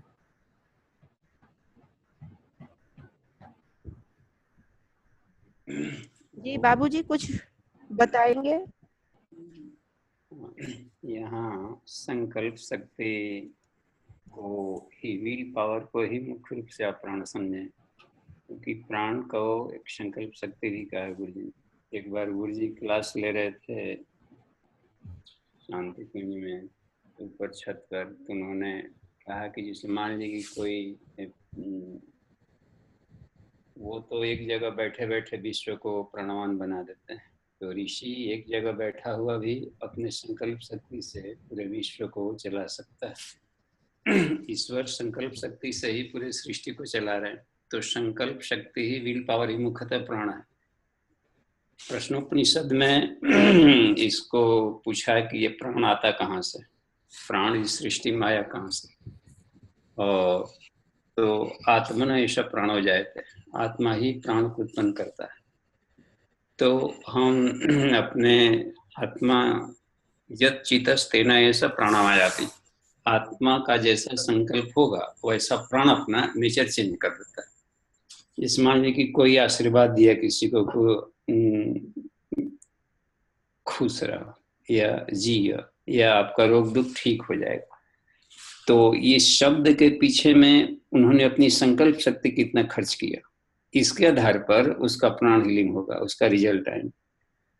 तो हम अब जैसे मान लीजिए कि ध्यान मेडिटेशन कर रहे हैं और शरीर में प्राण शक्ति को भरना है, जॉइंट्स पर, जोड़ों पर या किसी पार्ट्स पर। देखिए यहाँ पर अन्नमय कोश में हमने प्राण शक्ति को इसलिए सिलेबस में डाला कि ये कुंडलिनी शक्ति है और वो प्राण शक्ति है, और इसके कुंडलिनी के 5 नाम है। वो 5 कोशों में ये प्राण शक्ति 5 कोश से प्राण पर ही आधारित है। तो या जो मंत्र होते हैं, शब्द होते हैं, जैसे कि वो तो ओमनी प्रेजेंट है, शून्य में भी प्राण घुला हुआ है, हर वस्तु में प्राण घुला हुआ है, कण कण में प्राण घुला हुआ है। अब इसमें ये वह है कि अन्नमय कोश के भीतर की जो प्राण शक्ति है उसको प्राणाग्नि कहा है गुरु जी ने। और ये प्राण का कोई पॉइंट नहीं होता, क्योंकि अन्नमय कोश में जितने भी बॉडी सेल्स हैं तो हर बॉडी सेल्स में प्राण घुला हुआ है। तो प्राण हीलर को ये चाहिए कि अपने हर बॉडी सेल्स को प्राण ऊर्जा से लबालब भरे, और उसको यदि हम सही अर्थों में खर्च करते हैं, जहाँ आवश्यक हो तहाँ खर्च करें, यूं ही अनावश्यक खर्च की बात है जो अभी, तो उसमें अपना प्राण बढ़ता रहेगा और उसका सदुपयोग होता रहेगा। तो इसलिए संकल्प शक्ति जैसा होगा वैसे प्राण शक्ति को हम आगे पीछे इधर घुमा सकते हैं। अब जिससे कि मेडिटेशन कर रहे हैं और प्राणायाम कर रहे हैं, तो मेडिटेशन के प्राणायाम कर रहे हैं तो वो ध्यान करना पड़ता है, सोचना पड़ता है कि सविता से जो हम प्राण शक्ति ले रहे हैं तो ले करके कौन से पार्ट में, शरीर के कौन से अंग में उसको पहुंचा रहे हैं। और कुंभक का वहां पर अर्थ ये होता है कि उसके भीतर में स्टोरेज की भावना करना। तो स्टोरेज की भावना करने के लिए वहां पर इकट्ठा हुआ कैपेसिटर से हर बड़ी सेल्स में इकट्ठा हुआ। और जैसे मान लीजिए किसी को जगह से बैठे हुए, अमेरिका में हम यहाँ पर अभी हैं और कोई इंडिया में है, आप इंडिया में है, प्राण हीलर हैं आप, यदि हम यहाँ पर हैं, तो डिस्टेंस में भरना होता है तो बिल्कुल डिजिटल अभी फिगर दिमाग में रखना होता है वो। तो जैसे जैसे इसलिए एनाटॉमी भी पढ़ना होता है प्राण हीलर को, उसको मालूम तो हो कि लीवर में जा रहे हैं तो लीवर कहाँ रहता है, कैसे होता है, लीवर सेल्स कैसे होते हैं। तो योग साइंस में एनाटॉमी को भी पढ़ना होता है। तो जितना ही डिजिटल फिगर होगा वहाँ कॉन्सेंट्रेशन देंगे, तो उसमें जा करके जैसे संकल्प शक्ति आप सोचेंगे उसका प्राण हीलिंग होता रहता है। बहुत दूर से हमने 55 किलोमीटर के डिस्टेंस पर एक का प्राण हीलिंग ब्रेन में न्यूरॉन्स को लेकर हुआ था, तो वहाँ पर हमने किया तो उसका सही रिजल्ट शायद है। तो इसमें ये काम आता है कि आप शरीर के एनाटॉमी की भी इसमें कुछ क्लासेज हैं, उसको हमने 2nd सेमेस्टर में लिया है कि हर पार्ट्स को हम अपने जाने और उसमें करें। तो संकल्प शक्ति में एक रहता है आकांक्षा, जुनून, तो अपनी जुनून आकांक्षा उसमें हो और हमारा ये जो चाहते हैं, क्या बनना चाहते हैं, क्या हमारा उद्देश्य है, वो क्लियर रहे, और इसका शुरुआत कहाँ से है और लास्ट कहाँ से, और इसको क्रियान्वयन करने की प्लानिंग्स क्या है, और उसको स्टेप बाय स्टेप हम यदि करते हैं, साहस जुटाने, तो हमारा वो अधूरा नहीं रहेगा। अब जगना है इतने बजे तक, अभी प्रश्न है कितना जगे, कैसे जगे, क्या करें।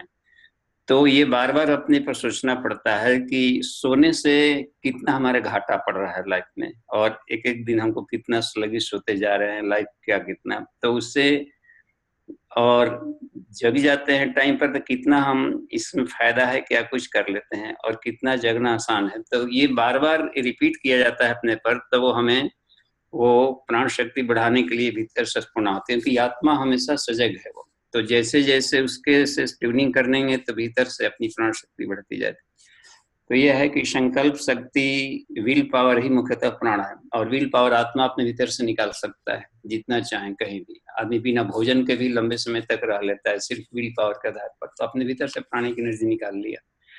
तो वही एक बार गुरु जी बोले कि मान लीजिए हमने कह दिया कि तुम लोग जा रहे हो गंगा जी नहाने, उदाहरण दी, नहाने जा रहे हो तो रास्ते में सबको 1 लाख का एक हुंडी मिल जाएगा, 1 लाख का कहीं से हुंडी मिल जाएगा, तुम लोग ले आ देना। तुम लोग को बता दिए ना, तुम लोग जाओ गंगा जी में नहाने, उधर से आओगे तो 1 लाख का तुम लोग को मिल जाएगा कहीं पर से हुंडी, अब उसको ले आ देना। तुम लोग ये को नहीं लाएगा क्योंकि हम उसके साथ में प्राण शक्ति नहीं दे रहे हैं, तो प्राण को देना पड़ता है, तो आपके संकल्प शक्ति ऊपर निर्भर करता है। ऐसे ही यदि आप ध्यान करते हैं और मन कहीं इधर उधर भागा कंसंट्रेशन, तो वहां पर प्राण हीलिंग अपने भीतर बढ़िया नहीं हो पाता। तो कोशिश कीजिए कि भले 5 मिनट मेडिटेशन करें हम लोग सुबह में डेली, या 10 मिनट करें, लेकिन वो सार्थक हो, ताकि उसके साथ में अपनी भावनाओं को और संकल्प शक्ति को, एकाग्रता को, विचारों को, अपनी सारी कांक्षाएं विचार कंसंट्रेट करें उस पॉइंट पर जिस पॉइंट से हम लाभ लेना चाहते हैं, तो सचमुच में प्राण हीलिंग हो जाता है। और वो धीरे धीरे उसकी क्षमता बढ़ती है स्टोरेज का, क्योंकि हम अनावश्यक आत्मविस्मृत भी होते हैं। जब जब हम आत्मविस्मृत होते हैं तो हमारा प्राणिक एनर्जी छूछ होता है, घटते जाता है। तो आत्मस्मृति में रहने से स्वतः ही प्राण शक्ति बढ़ते जाती है। तो ये ठीक है, आज क्लासेस भी बहुत अच्छा लगा। तो जहाँ भी कोई देगा, अच्छा देखिए, ऐसे मान लें कि कोई जर्नी के छू करके हम नेत्रों के माध्यम से यदि हम देख रहे होते हैं, तो आंखों के माध्यम से प्राण तेजी से निकलता है, और त्राटक के माध्यम से किसी में प्राण भर सकते हैं, और किसी व्यक्ति को केवल गुरु देख भी ले तो उसकी कुंडलिनी जगा सकता है। तो हम त्राटक से भी कर सकते हैं, और यदि हम आप दूर रहें कहीं आए तो कोई किसी की तस्वीर यदि हमने ले लिया, तो तस्वीर आप लेंगे तो वो ट्यूनिंग का काम करेगा। तो अंतः त्राटक से भी प्राण को भेज करके उसको हीलिंग किया जा सकता है। तो इसलिए नेत्रों के माध्यम से होती। अभी जो नाक की बात आई कि नाक से प्राण को ग्रहण करते हैं, तो वहां पर गंध मुख्य चीज है। तो जो सूक्ष्म प्राण है, सूक्ष्म तन्मात्राएं, वही प्राण होती है। तो गंध से ही सारे ऑब्जेक्ट्स बने हुए हैं। तो गंधों में अलग अलग तरह की क्षमताएं होती है। तो यदि हम गंध को स्मरण करते रहते हैं, और जीव से जहां तक सवाल है, तो जीव में जो स्वाद लेते हैं, तो स्वाद ही उसका मुख्य प्राण होता है। उस स्वाद को स्मरण करना, और वस्तु को भूल जाए, जीव को भूल जाए और स्वाद में खो जाए, और स्वाद को हम यदि खींचते रहते हो तो उसमें हम प्राण खींचते रहते हैं। तो यही रूप रस गंध शब्द स्पर्श, ये है प्राण के सूक्ष्म प्राण है। तो इसको संकल्प शक्ति से खींचा जा सकता है, और चेतन मन के द्वारा हम खींच करके स्टोर कर लेते हैं, और वो शरीर को जहां भी चाहे किसी पार्ट में रख सकते हैं। और मस्तिष्क के भीतर में शरीर के रोम रोम हर पार्टिकल से प्राण को स्टोरेज है। हर कैपेसिटर्स गुरुजी लिखे उसमें जाता है कि बॉडी का हर सेल्स कैपेसिटर है, प्राण शक्ति को लेता है। और कुंडलिनी, ये एक कुंडलिनी विशेषांक गुरुजी ने निकाला था एक बार, अखंड ज्योति के शायद 87 के जनवरी में, कुंडलिनी विशेषांक। उसमें व्यष्टि सत्ता में समाई कुंडलिनी शक्ति। तो हर पार्टिकल्स को बताया है कि हर पार्टिकल्स में रोम रोम में प्राणिक है, क्योंकि उसके भीतर की जो हलचल चल रही है, गतिविधियां चल रही है, वो उसके भीतर है। माइटोकॉन्ड्रिया में वो पावर बैटरी हाउस है। तो उसके द्वारा भी हम इकट्ठा करते हैं, तो हर जगह बड़ी स्ट्रेंथ बढ़ जाता है, और वहां से हम किसी को दे सकते हैं। और ये ज्वाइंट वगैरह को, ये बात है, उसको हीलिंग को सफाई बहुत जरूरी है। जितना ही शरीर में साफ सुथरा रहेगा और उसको हम भर सकते हैं। तो ये ठीक है। तो इसमें कहाँ पर कंफ्यूजन हो रही है, उसको आप पूछ सकते हैं इसमें।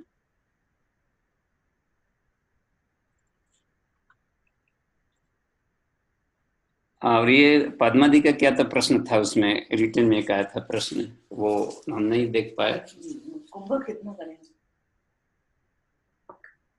कुंभ के ऊपर था बाबू जी। सिन्हा जी अपना प्रश्न पूछेगा। सिन्हा जी कुछ पूछना चाह रहे हैं? हाँ जी दीदी। प्रणाम बाबूजी। जी दी प्रणाम। ये जो हीलर्स होते हैं, जो प्राणिक हीलिंग करते हैं, तो जैसे दीदी ने बताया कि गुरु के थ्रू एनर्जी लेके जो लोग प्राण हीलिंग करते हैं, तो मुझे जस्ट जानना था कि क्या ये रिवर्स भी हो सकता है कि किसी की प्राण शक्ति को वो लोग खींच भी सकते हैं? वो कभी कभी ऐसा होता है कि यदि नहीं जुड़ेंगे हम पावर हाउस से, गुरु सत्ता के पास इनफाइनाइट से गुरु सत्ता जुड़ी रहती है, तो वहां से अपने आप को लिंक करके यदि हम प्राण हीलिंग करते हैं तो प्राण हीलर को दिक्कत नहीं आती, उसके प्राण अपने खर्च नहीं होते हैं, वो डायरेक्ट आते रहता है जाते रहता है जहां पर करे। और वो सिर्फ एक तरीके से रिले स्टेशन, रिले सेंटर का काम करता है, रिले स्टेशन। और यदि हम अपने स्टोर्ड एनर्जी से प्राणी को दूसरे को हील करते हैं तो अपना कम हो जाएगा और उसका उसका रोग अपने पर आ सकता है, उससे अपने को दिक्कत पहुंच सकती है। तो ऐसे एक प्राण हीलर हमसे मिले थे और बहुत अच्छे प्राण हीलर थे, तो वो बड़े से बड़े रोगों को ठीक कर देते थे, लेकिन हमसे आकर मिले, बताए कि वो हमारे पेशेंट तो ठीक हो जाते हैं लेकिन हम कुछ दिन पेशेंट बन जाते हैं। तो उसके लिए क्या करें, तो यही बात बताएगी जो रीता दी बता रही हैं कि अपने को गुरु तत्व से जोड़े। गुरु तत्व का मतलब होता है कि समष्टि चेतना से जोड़ना, सविता से जोड़ना। तो समष्टि चेतना से जब अपने आप को हम जोड़ लेते हैं तो हम बिल्कुल न्यूट्रल हो जाते हैं। और समष्टि चेतना के लेकर के इस उद्देश्य से कि अपनी इच्छा भी उसमें नहीं जोड़ी जाती है कि आप पूरे विश्व का कल्याण करते हैं और वो बेचारा आया हुआ है तो आपकी प्रेरणा से आए हुए हैं, तो जितना कुछ हो सकता है उसका कल्याण किया जाए। तो इसके बावजूद भी तरीके से उसमें वो जाती रहती है। तो अपने ऊपर में कोई विशेष इच्छा यदि हम न लगाते हैं अपनी उसमें, तो अपना स्टोरेज खत्म नहीं होता, रिवर्स नहीं बनता। तो हमेशा कोशिश करना चाहिए कि हम अनासक्त काम करें, तो वो बढ़िया रहेगा, क्योंकि सृष्टि के में को हम बाधित भी न पहुंचाएं और दूसरे का कल्याण भी ना हो। इसलिए एक मन ही मन में प्रेयर के भाव रहते हैं तो उसमें दिक्कत नहीं आती। जी जी, प्रणाम बाबू जी। जी प्रणाम। ठीक है, तो दीदी का प्रश्न है। हाँ,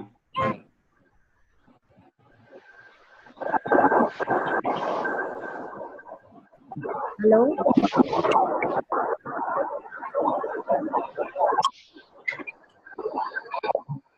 प्रणाम प्रणाम बाबू जी।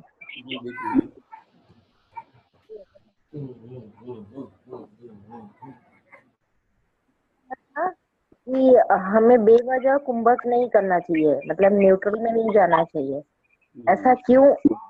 अगर और उसके ऑपोजिट में एक और बात भी कही कि हमें हर क्षण कुंभक करना चाहिए, मतलब हर क्षण भी, मतलब एक क्षण से दूसरे क्षण में हम जब जा रहे होते हैं तो बीच में न्यूट्रल कुंभक में रहना चाहिए। ये दोनों मतलब स्टेटमेंट उन्हीं के मतलब कॉन्ट्राडिक्टरी हो रहे हैं एक दूसरे से। तो रीता दी इसको क्लियर कीजिए, क्या बोलना चाह रही हैं, क्या क्या रीता दी? आपके स्पीच में जो दो बात आई कि कुंभक हर पल करना चाहिए, एक बार आ गया, उसमें एक बार आया था कि हल पर नहीं करना चाहिए, तो ये उसमें ऐसे कहा था दीदी ने। हाँ, तो रीता दी आप क्लियर करें, ये क्या बोल रही है पद्मनी, तब हम बताएंगे उसमें किसको लिंक। रीता दी हैं ऑन स्क्रीन है जी, उनको खोलिए, अंकुर जी उनको अनम्यूट करें, रीता दी को।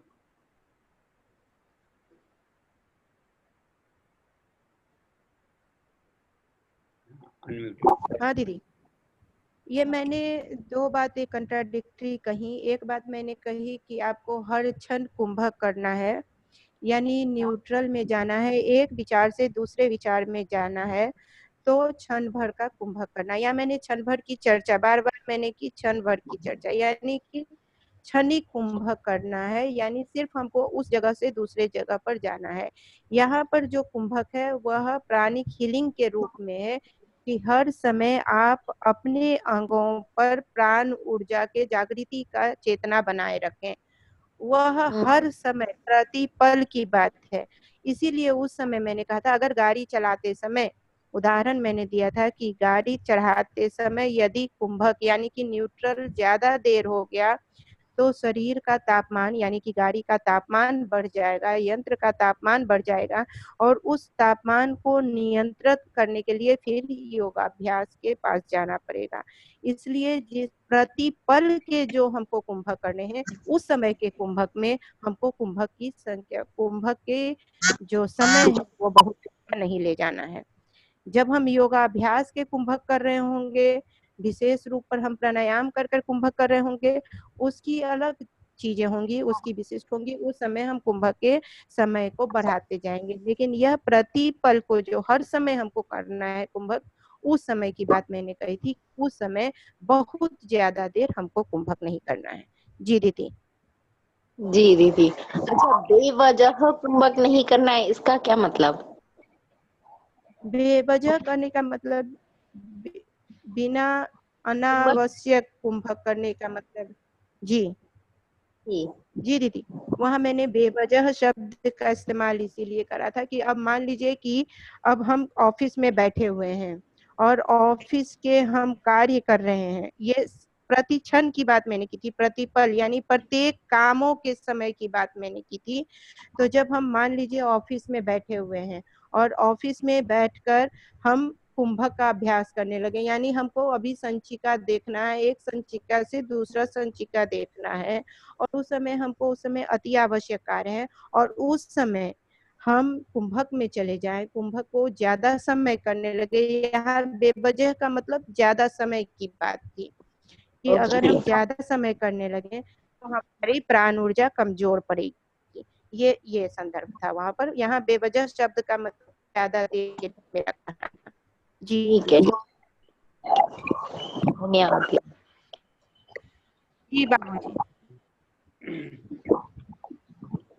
ये मान लीजिए कि वैसे भी प्राणायाम वगैरह भी कुछ लोगों को शिकायत आ जाती है कि हम जब ध्यान करते हैं तो शरीर में गर्मी बढ़ जाता है, तो वो गर्मी की उष्णता का ध्यान उतना अनलिमिटेड कर देते हैं, जितना क्षमता है पचाने की उससे अधिक कर लेंगे तो पाती है। इसलिए मंत्र जप का भी निर्धारण किया जाता है नवरात्रि वगैरह में भी, 27 माला 30 माला करें, अधिक पचाने की क्षमता हम ना हो, तो उसमें ओवरडोज ना हो, इसलिए बेवजह शब्द का भी इस्तेमाल किया जाता है। और कंसंट्रेशन जिस काम में हो उस काम के प्रति रहे तब तो ठीक है।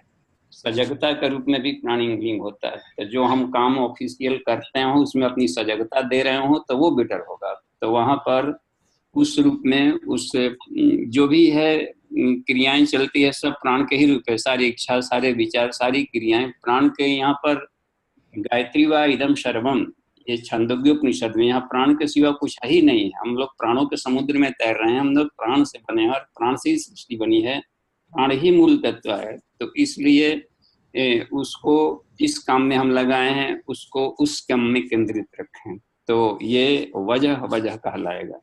और यहाँ ध्यान है कहीं और कर रहे हैं तो वो बेवजह जैसा होता है।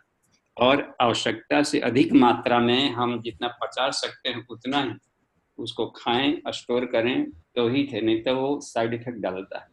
यह है सिंपल अर्थों में लिया गया है, इसलिए शब्दों को हम इसमें कोई ऐसा ना रखें। इन्होंने बिल्कुल सरल शब्दों में कहा इत्यादि। जी ठीक है। और देखिए अब जैसे अन्नमय कोष में अभी टाइम कितना है, 2 मिनट है क्या? हाँ, एक्स्ट्रा जा रहा है। तो अन्नमय कोष में जितना भी है, जिस मान ली कि आसन हुआ तो ये प्राण हीलिंग करेगा भीतर में और अवरोधों को हटाएगा। दूसरा है कि उपवास है, तो 5 वैरायटी के उपवास प्राण को हीलिंग करते हैं, भीतर में प्राण भरते हैं, और साधक प्राणवान बनेगा तो उसको लाभ देगा। तत्व शुद्धि में 5 तत्व प्राण से ही बने हैं, तो प्राण का ही रूपांतरण है, तो शुद्ध रूप में लेंगे तो अपना प्राण तत्व बढ़ेगा। और तपस्या है वो भी अपने प्राण को ही बढ़ाने के लिए की जाती है। सारी तरह के तपस्याएं हैं तो वो अपने को हीटेड करना, एक्टिव करना, वो प्राण को बढ़ाने के लिए। तो अन्नमय कोष के जितने भी अभ्यास हैं वो सब अपने भीतर में प्राण हीलर को मजबूत करते हैं, और इसलिए अन्नमय कोष को हम जितना अधिक मजबूत करेंगे, बेस है यह, तो इससे हमारे वो काम आते जाते हैं। और जिससे कि नर्व्स होते हैं, तो नर्व्स के एंडिंग से पूर्व में होते हैं।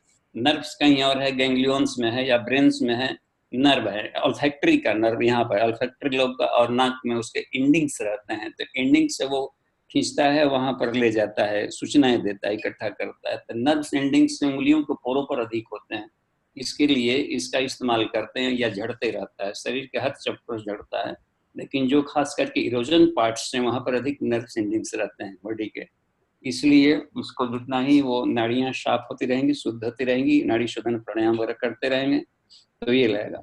अन्नमय कोश में प्राणायाम इसलिए जोड़ दिया गया है कि फिजिकल बॉडी है, फिजिकल बॉडी में अन्नमय और प्राणमय दोनों आता है, इसलिए इसके साथ में करते हैं।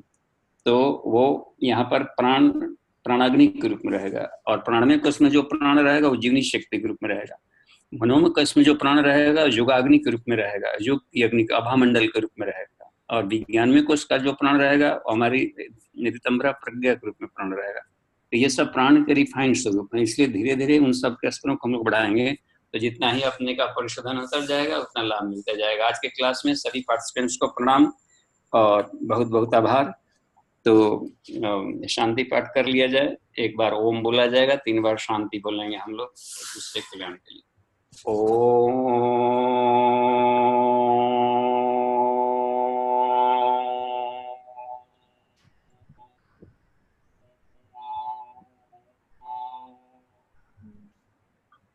शांति